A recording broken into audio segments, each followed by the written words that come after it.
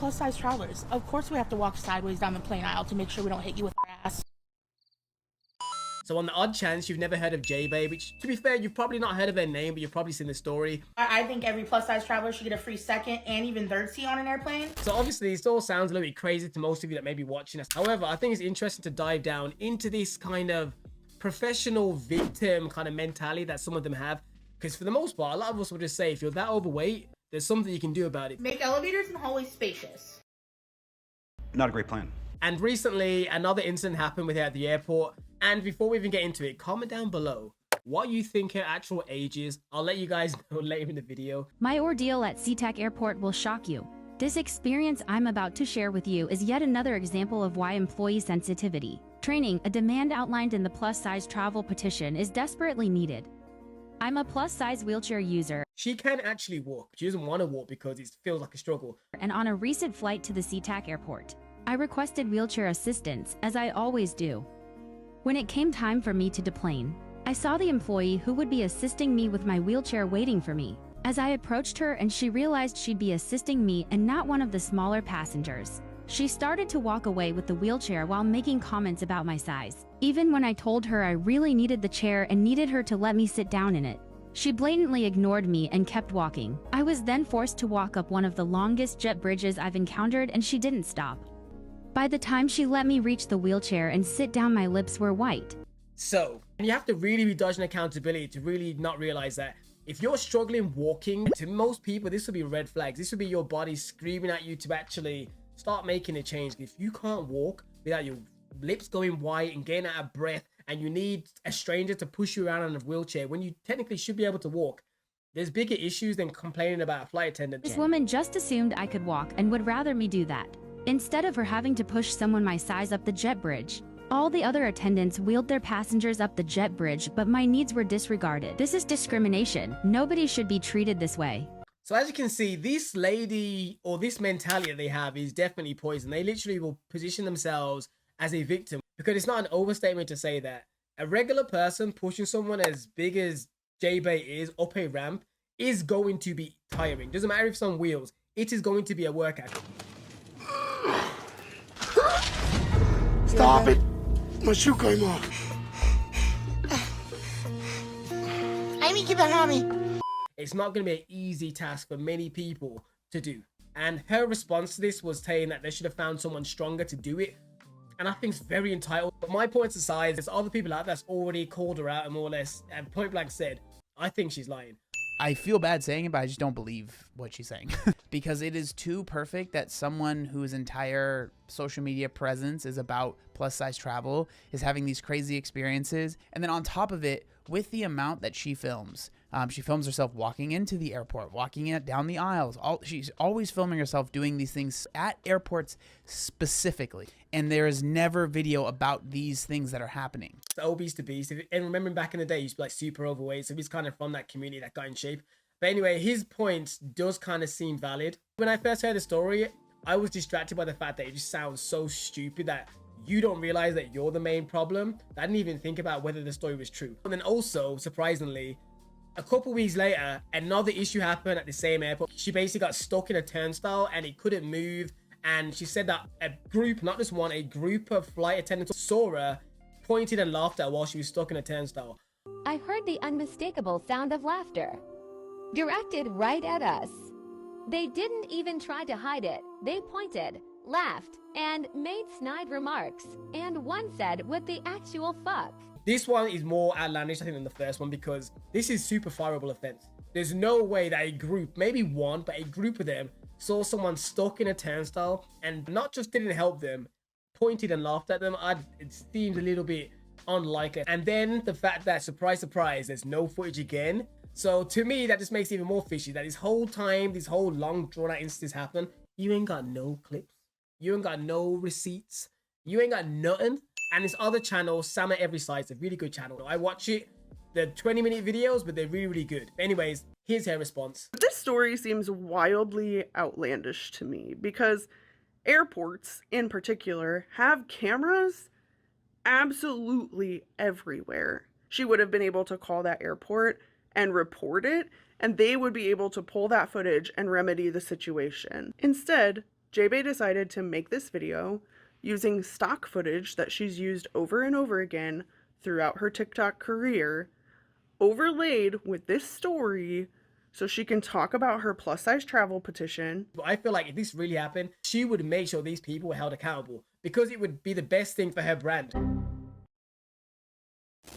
This level of delusion that's becoming more and more popular, where little groups of people are positioning themselves as victims. Like when I talk about no accountability, here's a quick little snapshot where they talk about their struggles as being someone that's, I'm gonna use the word plus size, but in reality, they are just overweight. We're plus size travelers. Of course we can't use a tray table on a plane. We're plus size travelers. Of course we're expected to pay more just to travel comfortably.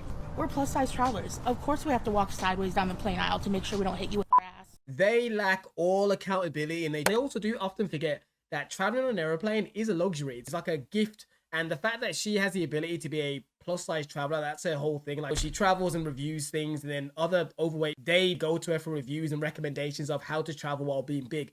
This is her profession, which is technically a dream job for many. You would think you would do the bare minimum yourself of being able to fit down the aisles and basically do all the things you can do on your end to make it as smooth as possible, rather than, you know, telling planes to make the seats bigger. By the time it was time to fly home, I decided to have my fiance push me in the wheelchair to avoid any more mishaps. Picture this, me, a plus-size woman in a wheelchair, pushing my suitcase with one hand while my fiance did their best to steer. It wasn't the easiest setup, but we were managing. You would never have thought that she's in their 20s. At someone in their 20s, you're wasting a lot of mobility and life you could be living. You should definitely make a change. This is your circumstances. And the worst part is, I don't think that she's a scammer. I don't think that she's a bad person. I just think the more worrying part is that this mindset, I think she truly believes it. As if you really listen to the things that she says and the motivational background music she puts in there, she truly believes she's on some noble mission to save all the plus size people. She talks as if she's like Martin Luther King. I surveyed thousands of travelers, and over 86% of them believe the airline industry is not plus size friendly. This has to change. And also, if you didn't notice, it's the same footage again. She just keeps reusing. The fight is far from over. Since launching the petition, it's become even more clear that society unfairly believes plus size. Individuals shouldn't travel comfortably or without stigma. However, this only fuels my determination to fight for inclusive travel. So as you can hear from it, it's very, very mind-blowing, some of the stuff she says and the way she positions it, literally like she's like a hero. So for those of you that haven't seen or heard of her before, this was the viral video that kicked off her whole, I guess you can say, claim to fame. I think every plus size traveler should get a free second and even third seat on an airplane. Then you better keep watching and sign my petition to make some real change. Let's just state facts. Plus size travelers need more space. As a plus size traveler myself, I know how uncomfortable and unsafe it can be to squeeze into a tiny airplane seat. We are not asking for special treatment or luxury accommodations. That don't even make any sense. Of course you are. You are asking for not just one, but two, and you say almost sometimes even 3 extra seats if you're that big. If you are that big that you need three seats or 4, of course that is special treatment. Tall people gotta suffer, super big bodybuilders gotta suffer or pay the price. We simply want enough space to travel comfortably and safely without fear of being discriminated against because of our size. So yeah, that's basically the thing that got her viral, and she's trying to create one of those moments again. And since that initial video, she hasn't really had like a massive buzz. The climate's starting to change. There's a lot of people that are in this kind of fat acceptance, fat activist movement. A good portion of them have started to pass away. I ruined my life with food, binge eating, and lack of self-care. And I'm hoping that it's not too late for me this time. I'm out of breath constantly. You know, and I wish I knew the cost of eating. I wish I knew the cost of the comfort at the time that I was seeking. And I just want this to be a warning to other people. So people have started to move away from really being heavy on it, and a lot of other of the fat activists have actually started their health journey where they start slightly eating better and they are starting to lose weight. And the reason why they don't call it a weight loss journey is because they're scared of getting attacked, like when Adele got attacked when she started losing weight. So if they lose weight, they feel like their followers are going to leave or attack them, which they often do. I've had to unfollow so many people this week because everyone is like, I am doing this new thing for a weight loss. I am doing it for a weight loss. I'm sick of it. You fat bitches currently who have built your platforms on being fat and gained hundreds of thousands, even millions of followers because you've been this body positive queen for people. And now what?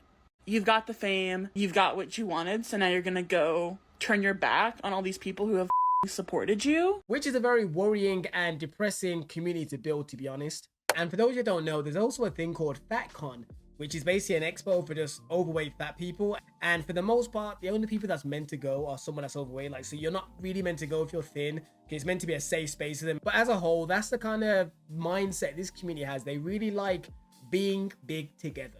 And even though they wouldn't put it this way, I do feel like it's a tad of like misery loves company. Like, because you're also overweight, you kind of want to be surrounded by that, so you don't have to confront any potential issues that you really should.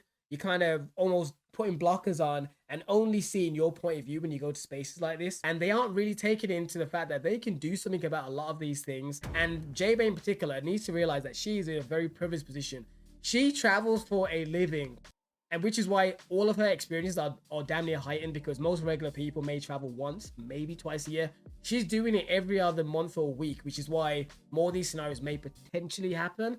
But in reality, for most people, if you went on holiday, say last month, by the time you go on holiday again next year, you could probably put in a lot of work and make that next experience much smoother by potentially getting a little bit more in shape. So regardless of Jae Bae truly believe that this is their noble duty to like save all the plus size people, it's a mindset that definitely you need to reassess if this is some circumstance that you're currently in yourself. Because in reality, a lot of the content that she makes sometimes borderlines, I'm going to say taking the piss, but definitely taking advantage of other disabled groups. As she often tries to jump on the backs of like, you know, people are actually really disabled. No one should feel ashamed or embarrassed for using the tools they need to navigate the world. Your worth is not determined by your size or ability. Let's work together to create a world where everyone can access the things they need without barriers or discrimination. Most people that cannot walk, if there was any way they could find a way to actually be able to walk again, they would jump at the chance. Whereas she's basically almost slapping him in the face by not taking advantage of the legs that she was given, but instead chooses to dodge accountability like the Matrix. But anyways, people, let me know your thoughts down below.